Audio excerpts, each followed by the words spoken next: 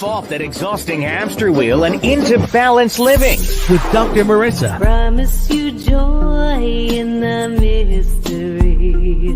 Dr. Marissa, also known as the Asian Oprah. Her mission, to be a beneficial presence on the planet. Her purpose, to be your personal advocate to live, laugh, love, learn. Her life motto, don't die wondering. Take back your life with Dr. Marissa Pay.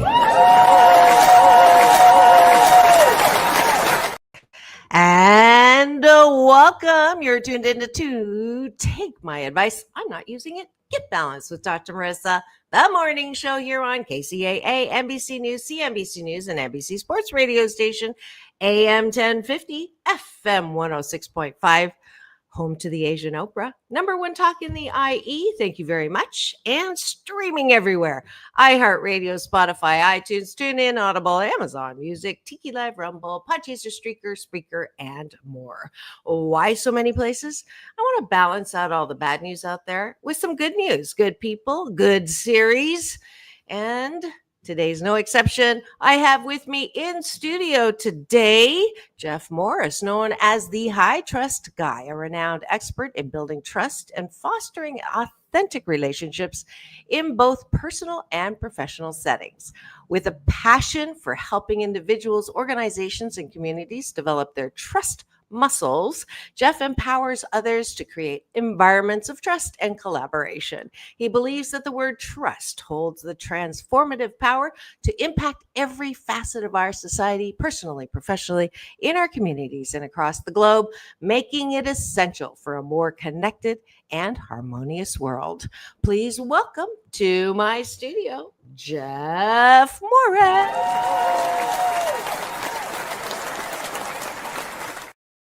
And good morning, Jeff. Good morning, Dr. Marissa. How are you? I am happy and grateful. And what we do at the top of every show, I didn't tell you because you have no reason to trust me.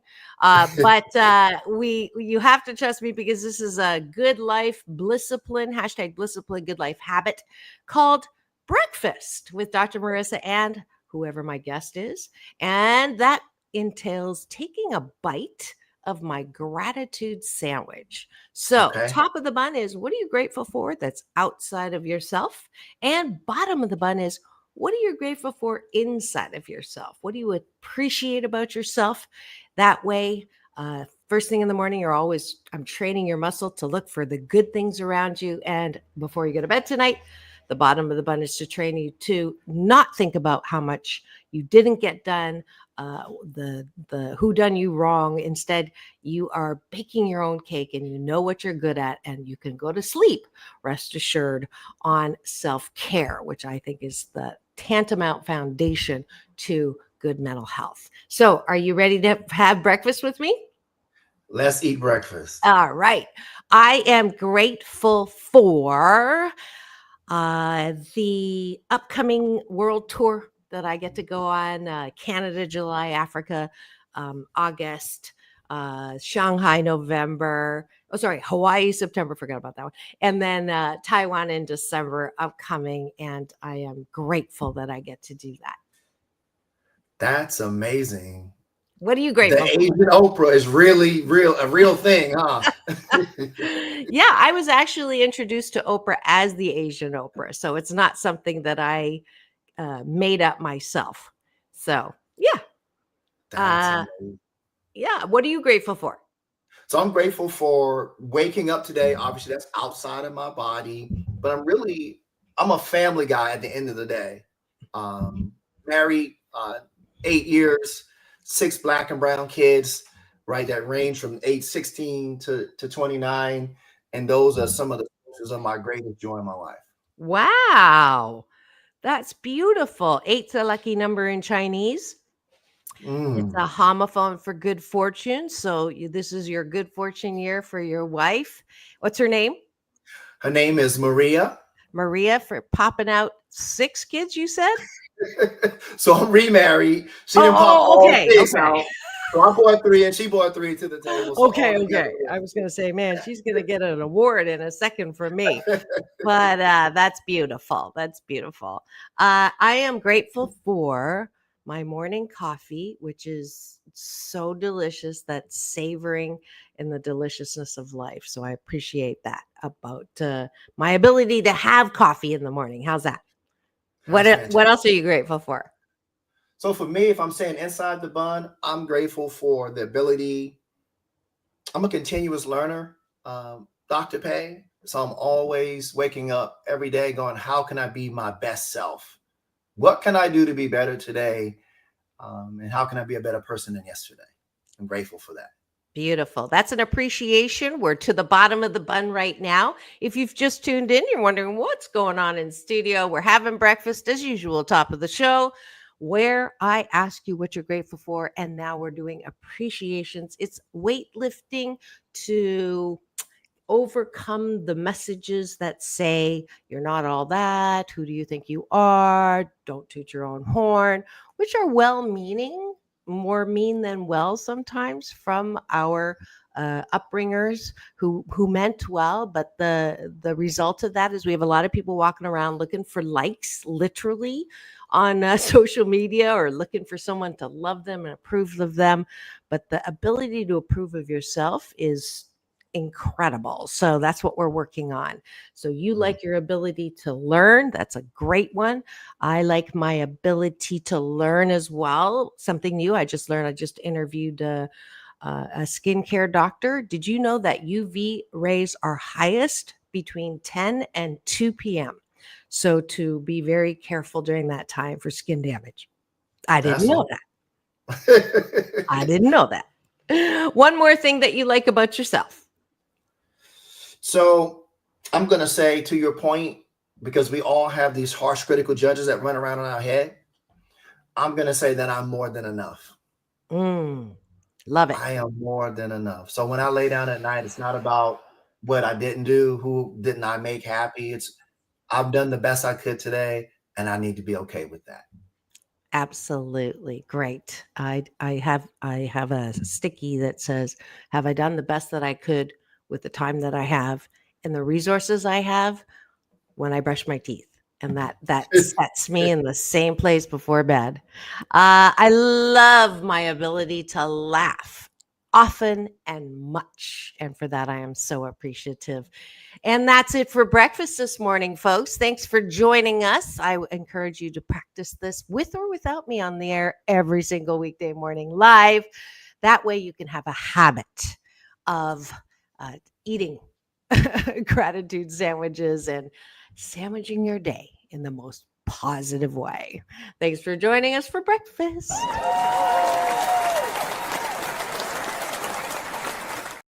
And now for the topic or the guest of the day. Everything is awesome. I do have someone that I'm going to ask. I don't have an answering machine. I have a questioning machine. So when you call me, it says, "Who are you and what do you want?" So, Jeff Morris, who are you and what do you want? So who am I, and what's the second part, Dr. Payne? What do you want?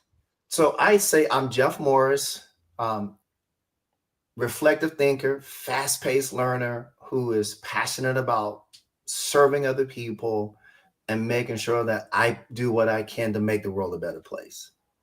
What do I want? I would say that would be more opportunities for me to spread the gospel of trust around the world, because I believe that one word can make the world an entire better place, one relationship at a time, one company at a time, one community at a time, one country at a time. Fantastic. Now, trust is one of those loaded words, because when someone comes up to me and says, "Trust me," automatically my antenna goes up and I'm like, It's like why are you telling me to do that?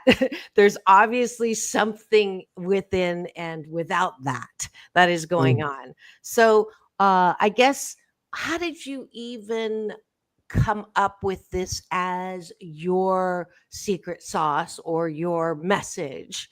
My guess is that you went through some non-trust stuff. That's my guess, but you tell me. So I've had the opportunity to coach football, basketball executives, but I'm going to give this particular to my friend named Lenny Kama.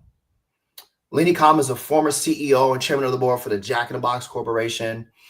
And he said, Jeff, the reason I do business with you, I could do business with a lot of people, but the reason I do business with you is because I trust you.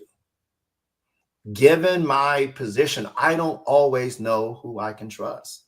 But one thing I know is that I can trust you. So that's when I took on this avatar of Jeff Morris, a high trust guy. And given the influence I've had over the years, Dr. Pay, that's one of the things that endears me to people is my ability to make immediate connection with people and build the trust muscle. Got it. If trust is broken, is it possible to re-establish that trust, or is it one and done? And or, as Dr. Phil would say, you cannot unring a bell. Of course, trust is something that can be broken, right? And it's broken all the time, right? If we have personal relationships, we have professional relationships. The question is, how quickly can I admit that the trust is broken? And how courageous can I be to say, hey, I made a mistake. I was wrong. I overreacted there, right? What can I do to reestablish a relationship, right? So someone can forgive you, right? But that doesn't mean that that wound is healed or that trauma is healed or that mistake is healed.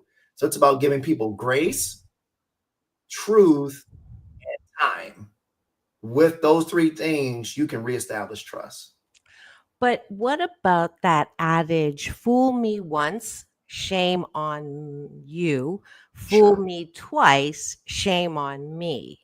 And this is of particular significance because when I coach people and they go to the tractor for milk, which is my version of, trying to get bread from a hardware store, where you continually try to give that person grace over and over, and they come back and show you who they really are. That's a Maya Angelou, I believe, saying, right? Trust. People are telling you who they are. Like, believe it. Yeah. So I agree. When people show you who they are or tell you who they are, believe it. Don't justify it. Don't minimize it. Don't try to say it's okay. It's not. So one of the things that makes Dream Smart special, and me in particular, is the ability to actually measure your trust factor. There's a lot of science behind trust, right? If you study Dr. Paulzak and some of the folks that are really experts in trust, you can measure it. So in our assessment that we encourage everyone to take, I'm trying to determine if they're on the right side of trust, which means that they trust more easily, Dr. Pay. And if you trust more easily, you can be taken advantage of, right? Fool me once and all that says that, right? But we say if you're on the right side of trust and you're easily trust, we say trust but verify, right? You have to have some structure in place so that you can put a boundary around when people betray your trust. What does it look like for you to say, hey, this is my boundary, you've crossed it, and now either move forward, right, without you, or how do we reestablish trust? Well, go ahead, Dr. Craig.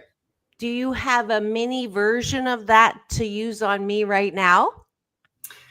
I scientifically, I'd have to have you take this profile, but I can just ask you about your connection with people. How easily or do you connect with people? Are you one that asks questions?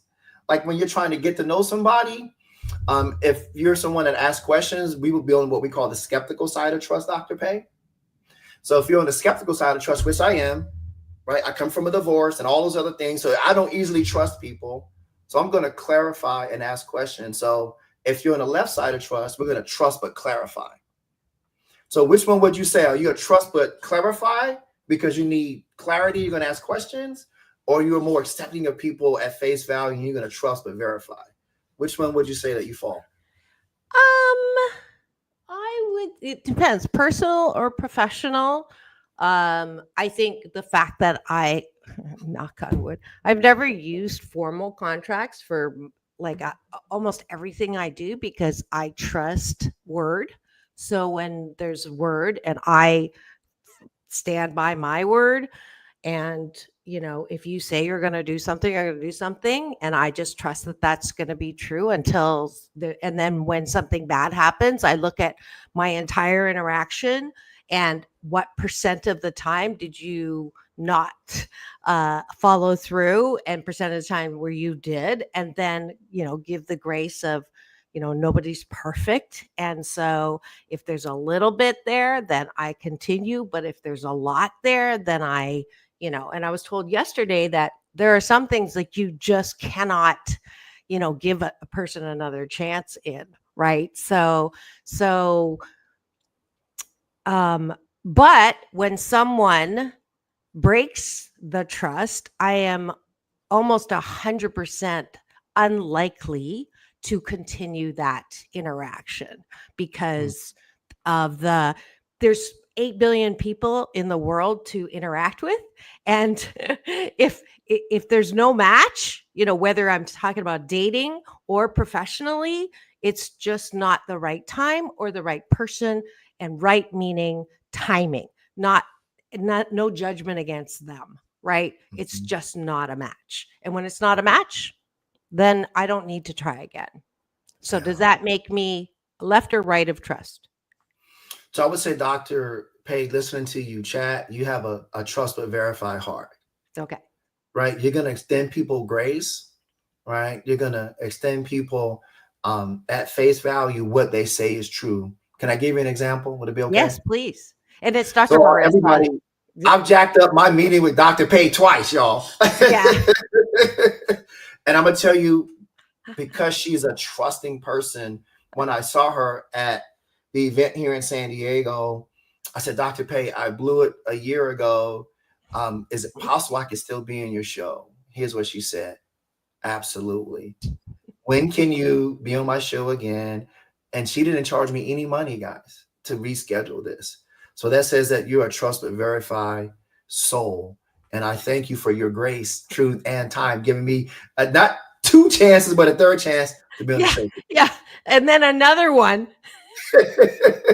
So y'all, Dr. Pay is a trust but verified person. So yeah, I guess that's the example. I just had to laugh because, a lot of people want to come on and a lot of people. And I have 8 jobs and a lot of information. So I don't necessarily read about the person until I have to, which is right before the show. And after our track record that you just admitted to, I was laughing. I was like, OMG. Well, he may be high trust for other people, but his track record with me is kind of ironic.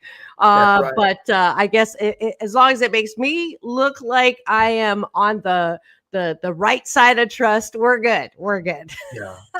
And to be clear, there's neither right or wrong. It's just some of it comes down to our culture. Some of it comes down to our life experiences, our expectations, our education, right? And the environments that we grew up in, they all play a part of whether we're going to be trusting at face value or we're going to be trusting and we need to ask questions. And if you're wondering what's going on in studio today, this is Take My Advice. I'm not using it. Get Balanced with Dr. Marissa, the morning show on KCAA, NBC News Radio, AM 1050, FM 106.5, and streaming everywhere.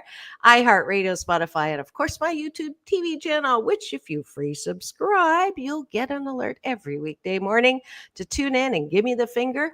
Not that one, but this one. And this morning, we are so happy to have Jeff Morris, the high trust guy, with us talking about that thing we don't normally talk about, right? Is trust. And let's go to, I'm all about balance, right? So my guess is if you are blind trust, there's that expression too, that's not necessarily a good thing, not a useful thing. No, I'm with you. Not good, bad, right, wrong, but is it useful or not? So if you have blind trust, maybe not useful, but if you have no trust and you are constantly holding your breath, waiting for the shoe to drop or waiting for someone to do something to you, that's also not a good place to be. Those extremes are going to hurt you. Speak to that. So if I had to break trust in components, it comes down to how consistent you are with what you say you're going to do. It comes down to your competence Do people actually believe that you can do your job? That would be a form of functional trust, right? And then the consistency in which you're going to do those things says that, hey, 80% of the time, 85% of the time, I'm going to show up and I'm going to be trustworthy because people not only know I can do my job, but they can depend on me. And the other C is going to be your communication. I might endearing trust with you when I first connect with you within 30 seconds, anywhere from 1 to 3 minutes sets the tone for how you're going to trust me, right? The last thing is our character, right? What are the set of competencies that we have to live our everyday realities and responsibilities? And what does it look like? And can people trust what we say and do? The last thing I'll talk about is blind trust. In the special forces unit of certain military environments, blind trust is a term that they talk about. If you go and you understand the Air Force Thunderbirds, they have a concept called blind trust where they're flying 1,000 miles an hour, Dr. Pay, and they have to fly 18 inches off their partner's wing. At 1,000 miles an hour, you don't know where anyone is but the leader. So you have to have blind trust that this leader's taking you into the right spot. And here's what blind trust comes down to. Is it a person that I respect, that they'll do the right thing in their consistency, in their communication, in their character, and their competence? Does that make sense? Yes, absolutely. And it rings a bunch of bells in all different places. So I'll go with the last one, which is in workplaces today. The interaction between, I'm a corporate psychologist. I don't know if you knew that. My PhD is actually in organizational psychology. So I do work with companies on things like power, politics, miscommunication, and trust. So the fact that our younger generation, the biggest complaint I get from my executives, C-suite, and directors is the younger generation. I know I'm stereotyping, but many of them say, I do not trust you until you've proved to me as a leader that you're trustworthy. So your position means jack to me. They don't say that exactly, but the attitude seems to be your position doesn't dictate respect anymore. Before it used to, we would, go in and what your superior tells you to do, you do it, right? You trust that is something that's going to help the company or help you in your progression in the organization. These days, the younger generation is saying, no, you got to prove it to me. So the BS, the belief system around trust in companies these days, speak to that. Like, how do we navigate that? So I speak a lot to that. Like you, I travel the country and I'm working specifically with leadership teams. And we do talk about the new environments and the new skills that leaders need in today's environment because it's much different. I told you I have kids 16 to 29. My kid's not going to follow someone who's a command and a control person like I grew up in, like you grew up in the military style of life. That doesn't work in today's environment because the kids share everything. Everything is shared. They share a ride, they share social media, they do all of those things. So if we're not building trust from in a shared environment, and we go from being the boss and having titles and having ego, they're not going to follow you. But when you say, you're a corporate psychologist, you understand the word psychological safety. We begin to not be a boss, but begin to coach. And we begin to hold space for them and ask them, why does this matter to you? Why is it that you come to work? And how can I contribute to that intrinsic motivation for you? And now we're starting to establish trust. And now we're not being a boss. We become a coach where we're co-creating space for someone, right? And we're having them say, hey, this matters to me because, and what do you think? What should the next steps be? Right? Because if you didn't talk to my son because he's 29 years old, he's a captain in the Air Force. My daughter Hannah's 26. They're highly brilliant. But if you don't include them in their communications and their brilliance, then you miss out on the younger generation's brilliance to add more value to your company. And it's not an easy sell. I don't know about your clients, but it is probably the one sticky point that I had to listen and and work for some of the biggest ash holes, and now it's my time. I've risen to the ranks of that level, and you're telling me that I can't dish it out? Like, that's not fair. Right. Right? But and my response always is, if you want fair, go to Pomona, number one, the county fair. And number two is, it's your choice. Like, this is a shift and a change in our corporate culture. And the companies that choose to stick to what was are going to be no more. The companies that adapt and change and say, okay, but what, so then I'm going to ask you, if I'm one of those clients and I go, I can't fake that. Like, I can't ask someone, I don't care what they really are, what their home like is about, their home. I don't really care. I care that they show up on time, that they do their job, because I have goals to meet and objectives and a strategic plan to implement. So what do you say to me? I see there's a lot of eyes in there to this leader, right? There's an African proverb that says, if you want to go fast, go alone. But if you want to go far, go together, right? So as leaders, especially if I'm working with leaders, I go, how do we go from IQ and EQ, I know the best way, to WeQ? Like, the most important skills that leaders need in today's environment are around collaboration. Not IQ, MEQ, but WeQ. And if we go together, right, we can go farther, we can go faster, we can go more efficient. And if I'm trying to drag you along and make you do it my way, forget it. Those people aren't going to stay in your company. You probably got a high turnover rate. You probably have low engagement, probably have a lot of sick call days. There's a lot of metrics that we can go to and say, hey, are you a leader that these people trust? Is the organization someone that these people trust? Does that answer your question, Dr. Peggy? Yeah, no, it's a great answer. Thank you. I'm going to steal that. WeQ. I talk about EQ all the time and the importance of that, because I don't know if you use this one. I'm stealing that one, so I'm offering you this one for me. Because my leaders always say, I don't understand. It's not rocket science. I just want to get things done. And I go, that's true. And you need the IQ to do that. But if you don't have the EQ, the relationship underneath to support what you want to do on top, it's not going to get done. So that's your we is the whole circle for me. That's right. Yeah. Can I offer something else for the conversation? Yes, please.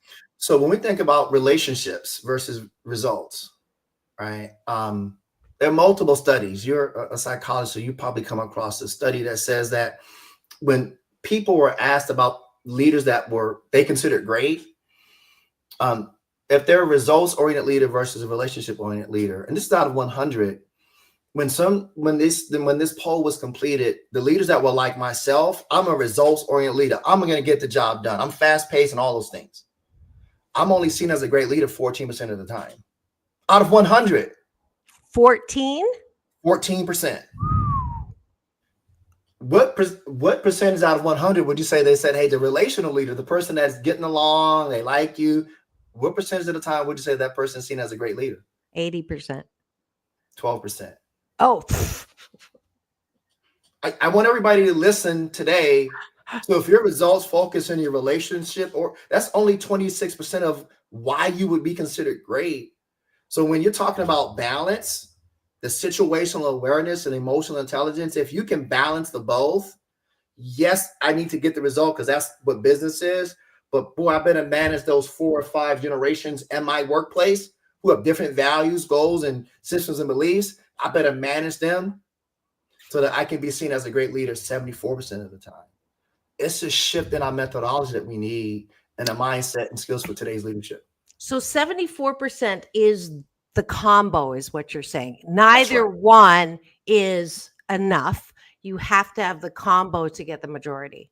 It's the both are needed, right? And the situation will dictate. Hey, when do I need to push a little more toward the goal because we may be behind?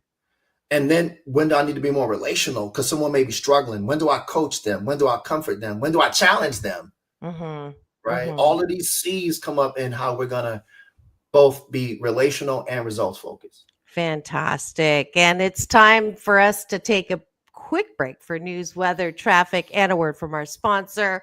I am so delighted that you've joined us today. Just a reminder, if you're driving, please do not chat. I am live right now with Jeff Morris, the high trust guy. We're going to be right back after break to talk more about making yourself more trustworthy. I want to see you when we come back. It's all about peace. Instead of saying we'll be back in 2 and 2, like Chuck Woolery used to say, I'm going to say peace in, peace out. Don't go away. We'll be right back.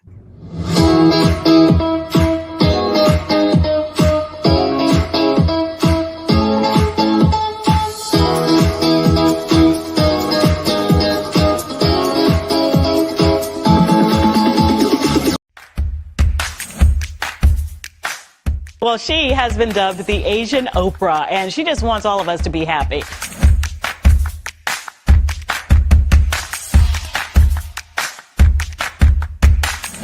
Dr. Marissa, aka the Asian Oprah, says the most important thing you can choose is choosing to be happy. You are tuned into my weekly talk radio TV show called Take My Advice. I'm not using it. Get balanced with Dr. Marissa.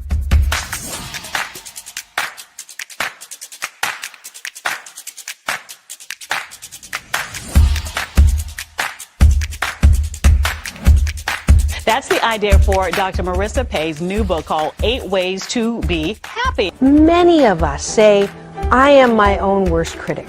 Nobody's harder on me than I am. And my response to that is, stop it! Why are you doing that to yourself? You have to be your biggest fan, because if you can't at the end of the day say, I did a good job, who is? We don't have to constantly be angry at the things that are wrong. Why don't we choose to be happy about things that are right? We have the choice. That's our muscle. And life is so amazing if we can see it.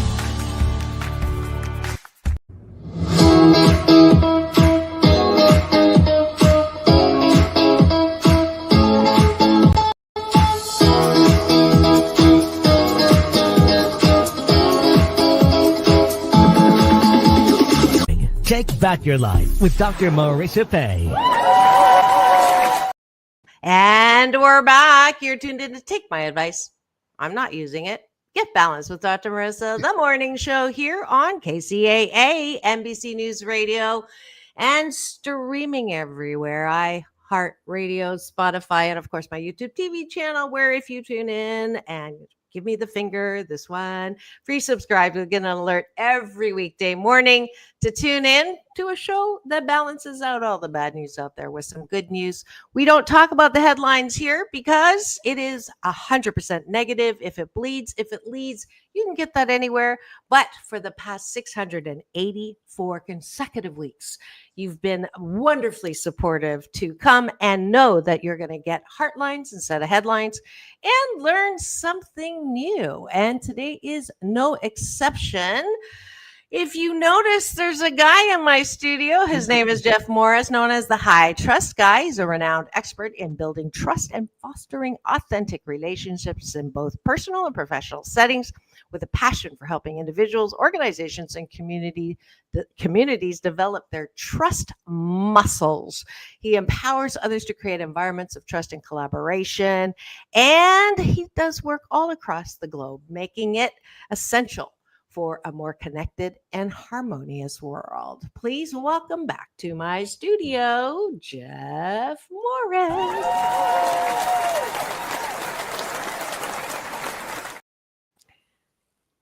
Hi again. We have learned quite a few things from you already, and I'm just going to test myself. Yes. So just in our interaction in the first half of the show, how important are these things that I noticed in the way you communicate with me? That tells me you do practice or you do take your own advice to engender trust as an active, see if I got this. So when you ask permission, may I give you another thing to think about, or a statistic, or so you ask for permission to share something. It's a technique, um, that I think it is a technique that you're using to make me feel more comfortable having an exchange with you, which is the measure of trust. That's one thing I noticed. Is that true? Absolutely, Dr. Pay. Okay, that's one for one. Another one is, when you are speaking, you're looking to me and not to the camera, so that you are establishing a closer relationship with me, in a not a physical way. Your wife may be listening. No, I know what you mean. I got you, Dr. Pay. sorry, I don't know where that came from. Obviously, not getting it at home. But if the whole, that body language connection, we'll leave it at. Is that another technique for building trust? Ding, ding, ding. Okay, 2 for 2. That's 2 for 2. Another one is sharing your experience and your expertise, right? Without overdoing it. So there's one way to sell yourself, which most people, if you're in sales, are in danger of overselling. But the people that I get to work with are ones who have brilliant products, brilliant services, but are not comfortable talking about their own expertise. So finding that balance in the way that you share what you know, is that another technique? Ding, ding, ding. Okay. 3 for 3. Oh, we'll stop there before I mess up. So give us some more. So you are a person that wants to be able to engender more trusting relationships in your life, personal and professional. I got you a trust guy on the show today, giving you solution on that. So give us more. So, I'm going to ask you, thank you for the permission, Dr. Pay. It's an ancient coaching technique, right? Keeping people in their adulthood and their agency and inviting them in is one of the ways that you're building trust. You notice that. So when we're thinking about trust, we have to think about it as a currency. And the currency, are we getting a debit for it? Right? Are we getting a credit for it? And then how are we multiplying it? So if it's a debit, it means that there's probably some room in our capacity and our capability and our competence as human beings to grow the trust muscle. All right. We talked about competence and character and consistency and communication. We talked about those C's. So when we're thinking about how you build trust, it's going to be those things. Right. And then having real-time communications. I call them fishbowl communications when we're working in corporate America. This is the work that people do not want to do, Dr. Pay, because it involves sitting down with another human being face to face, no 360s and all the anonymity, but just asking 3 questions.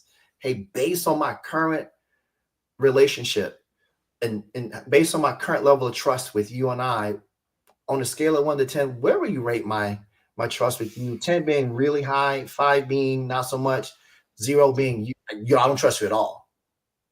Are you asking me? No, these are the questions that we would ask. Oh, can I answer? In a fishbowl conversation, we're just being quiet because now we're taking in feedback and trusting people not only give feedback, but they get feedback. The second question is, What can I do to build more trust with you? And then you just do like this. Thank you so much. Trusting people can be coached, right? And the last question is, what is it I'm doing that is taking away or reducing my trust with you? The essence of the fishbowl conversation can say I can give and receive feedback. I'm emotionally mature to be present without giving excuses. My title doesn't matter. My ego doesn't matter, right? I have some intrinsic motivation to get better, and I can manage my behavioral temperament. So trusting, right? It's a currency that's highly measured in companies. In your personal life, you can look at your personal life with the people that you influence. And if you don't have impact and influence that you have, let's start with building a trust muscle. My only but is when the corporate culture is so messed up from generations, years, decades of sweeping problems and mistakes under the carpet because you get extremely punished for it, and there is no trust. And then you have a consultant come in and coach the leader to say those things. And then you bring someone in to have that conversation. It is highly unlikely that that's a switch. That is a 180 degree to, I don't even think it's fair to that individual on both sides to try to do that from the past, which is well established that, watch him because he'll say one thing and then he'll do another, or watch it because if he asks you what you think and you really tell him honestly what you think, you will get punished for it. Yeah. There's a book, there's multiple books, but what's coming to mind for me, Dr. Pei, would be, is the trust factor being built and communicated from the very top of the organization, CEO? And then are they establishing with the senior leadership team trust muscles? Then So are we I'll working say at no. that? Let's give this example some life. No, No, I'll just say no. It's no. never been, there's been various consultants that have come in and tried, myself included, and it doesn't take. Right. So So the question I would have for the CEOs, has what you've done in the past been impactful for you? And what are you open to in the future? Right? When we do a cultural survey, some of these things are gonna be uncovered.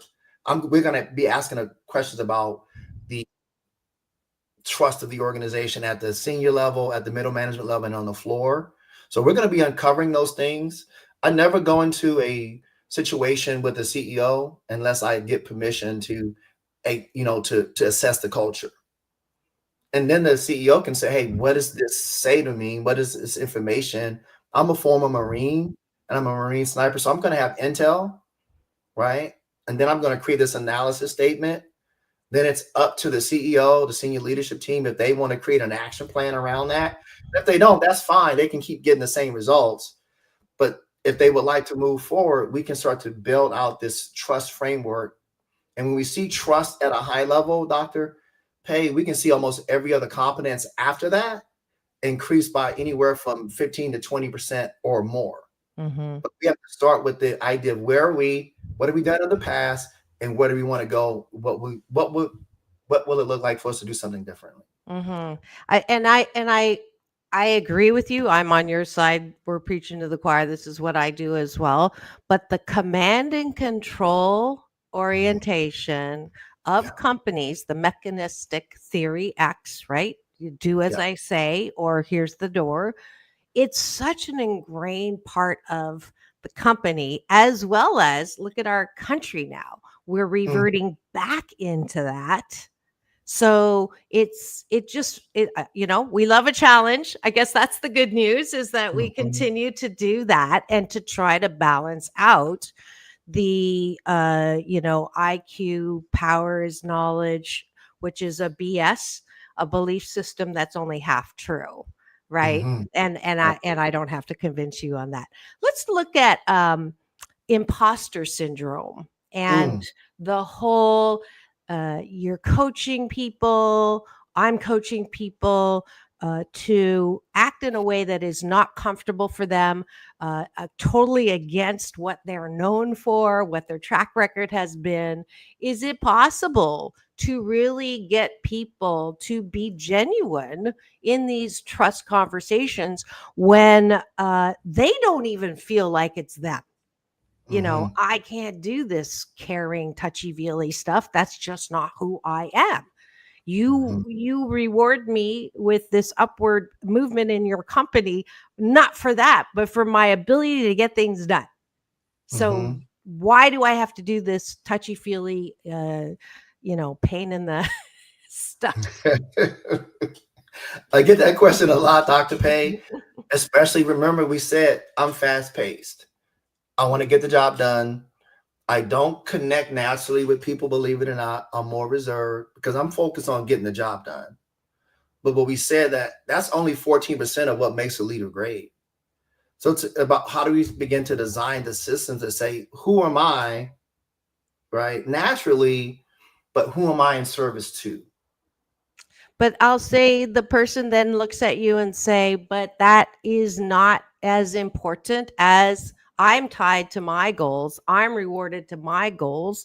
And if someone's not achieving those goals, I can't work with them. Again, it's pretty common. And the question I would have is how far can they go in the organization with that attitude? They'll hit a lid eventually, right? Not if the leader at the very top is that way. Yeah. Again, I mean, now I'm having a conversation with you as a colleague, right? Yeah. Because this is truly, I'm glad I'm streaming on LinkedIn Live right now because this is a corporate, challenge, I think, for all coaches that work within the confines of a cultural norm that has dominated and continues to dominate and now has permission to come back and dominate. Yeah. I would say that those companies are going to have a hard time attracting the best talent of in the future, because generations that are younger than us, they're not going to work for a command and control company. When you see high turnover rates, you see high metrics. Like if I'm talking to the CEO, I'm going to look at certain metrics. How many sick days are they? Right? What's the turnover ratio? How well are you retaining your employees? Right? There's some things that we can point to say, as a result of the culture, here's why we're seeing those things. If you like to do things differently, we can lay out a framework that would, help you with your retention, help you build trust, and help you all the things that we said that they're not doing. It will be if the CEO is willing to do the work, the senior leadership team is willing to do the work. Some are not. Yeah. Right. Those will be the company that get eat up in the VUCA world, the volatile, uncertainty, complex, and ambiguous world. They'll get eaten up in it. Because do you really want to trust? And this is what I get as a reaction to that is, well, that may be true, but for right now, I can't trust an employee that really doesn't care enough to show up when they every time they get a whim to go and have an experience and go on a 3-week trek to Nepal, they take off and my ability to satisfy my customers goes out the window. So you can talk to me about trust this way, but I'm talking about trust that way. Right. So I would ask them I would put on my coaching hat, Dr. Marissa, and say, hey, what have you done up to this point? Right. Because now I'm coaching them because I want to ask questions without being directive. Right. Hey, what have you done to this point? What's worked? What do you need to do differently to inspire accountability or to inspire greater productivity or engagement in the organization? So you have to go back when there's a challenge. I always have to go back to me, the leader, and say, what am I not doing? Right. That could be contributing to this conversation or this challenge. Does that make sense? Yep, absolutely. And if you've just tuned in and you're wondering what's going on in studio, you are tuned in to Take My Advice. I'm not using it. Get Balanced with Dr. Marissa, the morning show here on KCAA, NBC News Radio, AM 1050, FM 106.5, and streaming everywhere. iHeartRadio, Spotify, and of course my YouTube TV channel. Free subscribe. You'll get the finger. This one, not that one. And so grateful for all the support. I just found out we are up to 3.9 million in the impression number. So that means good news is popular. So thank you for that. And it's wonderful to have guests like Jeff Morris to enlighten us in an area that we may not be that cognizant of. Trust is the topic. If you have any questions, please use the chat unless you are driving. And please don't do that. Wait till you land somewhere. Is there anything else about trust that we can entertain and learn about, Jeff, as well as how do we find you in order to continue the conversation with you? So I would say, Dr. Pei, as we continue to see our world be divided, the question is, how can we co-create space for dialogue that's different than mine, ideology that may be different than mine, right? Politics that may be different than mine. Being able to create and hold space is very difficult in the world because we see a lack of trust. For me, Dr. Pei, you don't have to think like me, look like me, act like me, believe like me to be a friend to me, right? For us to have meaningful dialogue just means that we can have a level of emotional maturity that here's my boundary and here's yours. You're important. I'm important. We both have value. What can we do together so that we could be more impactful, right? Is there a space like that in our world for meaningful dialogue? Absolutely. Go ahead, Dr. Pei. Absolutely. That's my message is we are more than our politics. We're more than our religion. We're more than our BS belief systems. We're all human beings, one of a kind, wonderful. We are expansive. We can learn. We can grow together. We can create. We can innovate. And that's only going to come from, as my guest today, from that level of a relationship that engenders trust and mutual respect and grace when it comes to working with each other. How do we find you? So, Dr. Pei, as you know, I'm not really a brother connected to social media like Instagram and LinkedIn. I don't do all of that. I need to be better at Dr. Pei. I'm not that really good at it, but listen, I'm an old school cat. So if you want to pick up a phone with me and say, Jeff, I'd love to have a conversation with you. My phone number, I give it out, 760-415-1071. Just put in the text, in the text. Saw you on Dr. Marissa's show. Would love to have a chat with you. I'll set up an appointment. But social media, you can find me on LinkedIn under Dream Smart Behavior Solutions as well. But I don't really do social media that well, Dr. Pei, as you already know. Yes, and maybe that's some coaching that you could have I won't even say it's a necessary evil. I think it's a gift because I don't pay for numbers. I'm very against that, but it does allow, you can be great, as I said, but if you don't communicate what it is that you have a unique talent, gift, and ability for, then it's wasted. So right. We'll have to get you somehow some coaching on that. Yes, Dr. Pei, I agree. I would would welcome a it. wider audience, and that is definitely would be helpful. But I do love your message. I do. You honestly, what is it? The fist thing you call fish tank. Those questions. I'll have to say and be honest that our start, my trust with you was probably a 3 out of 10. And through this conversation, we are definitely at an 8 out of 10. So that is kudos to you in the way that you have. And I have to believe that it's true. And I think that That's the one thing. Like, can you fake this stuff? I don't think so. So it's Mm. one thing to learn it. It's another thing to, do you really believe that you can do everything on your own? If you really do, then you're going to have a problem with this. If you believe that you need other people to get things done, this is going to be a lot easier for you. So that's my final word. Do you have a final word, Jeff? Dr. Page, just thank you for your grace, your truth, and your time today. This was very meaningful. I'm glad I moved from Jeff's a jerk and not dependable to, you know what, that brother might have a little bit of credibility. I look forward to connecting with you some more, Dr. Page, but thank you for the time today. I was honored. Absolutely. Jeff Morris, what's your number one more time? 760-415-1071. You can find me on LinkedIn at Dream Smart Behavior Solutions. You'll find me there as well. Thank you, Jeff Morris. Don't put that number on the bathroom wall, but go and look for him on LinkedIn if you want to build more trust. If you would do this, I do this at the end of every show. It's all about balance. Peace in, peace out. World peace through inner peace. Now go and have the best day ever.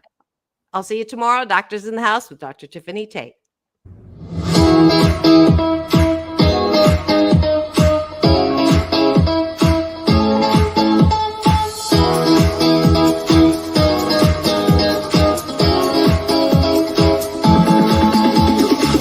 Take back your life with